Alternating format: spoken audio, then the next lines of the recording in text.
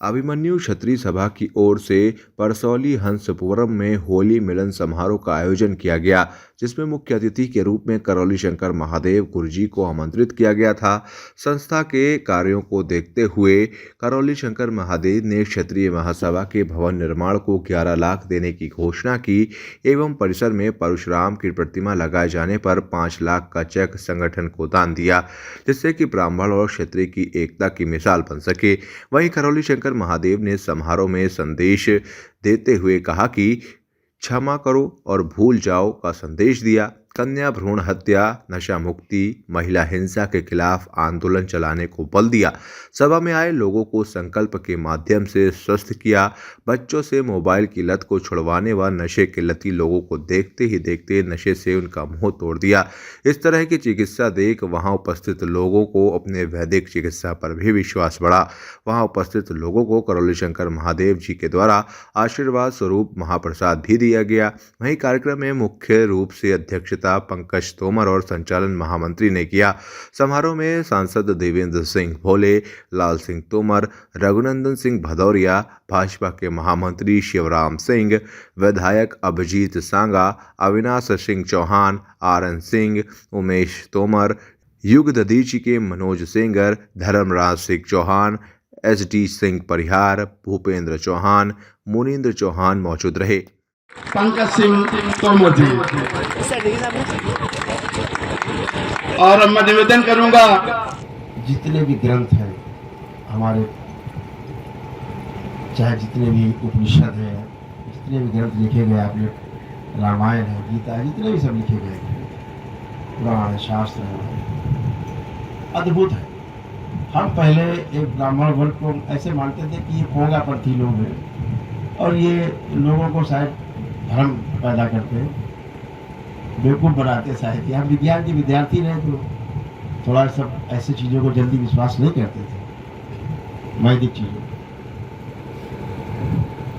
तो ये सब चीज़ों में विश्वास नहीं होता था। लेकिन जब बाबा के संपर्क में गए और जब अनुभव होने लगे धीरे धीरे, तो समझ में आया इन शास्त्रों में, इन वेदों में, पुराणों में, उपनिषदों में, गीता में एक एक जो शब्द लिखा है ना, हीरे जैसा है। एक एक शब्द हीरे की ज़्यादा हैसियत रखता है, अनुभव से पिरोया हुआ है, एक एक अनुभव है। और उन ब्राह्मणों ने अपने कुल की कुल पूरी परंपराओं की परंपराएं पूरी खपा दी और क्षत्रियों के सहयोग से उसको समाज में लागू करा। ब्राह्मणों ने जो अनुभव किया, जो लिखा, उसको क्षत्रियों के बल पे समाज में पूरे लागू करा और समाज को दिशा दी, बड़ी दिशा दी।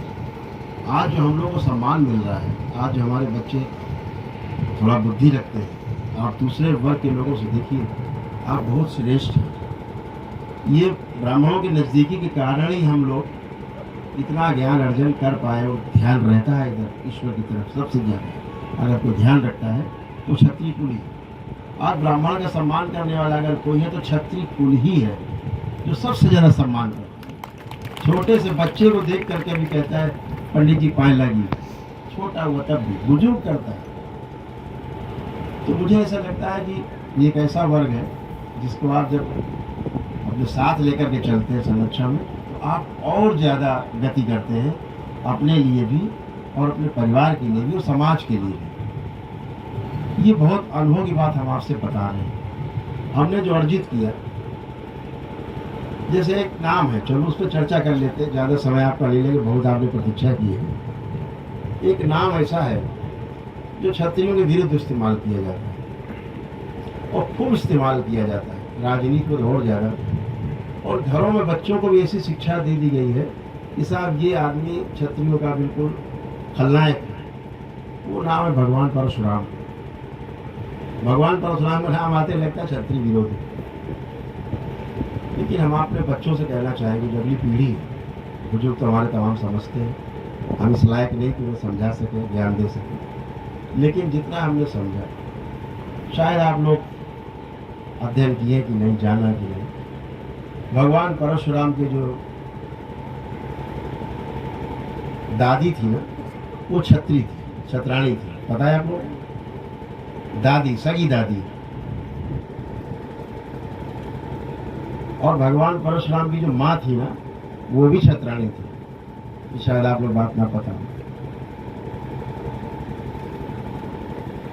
और जिनको अपना सिरमौर आप मानते हैं, महर्षि विश्वामित्र,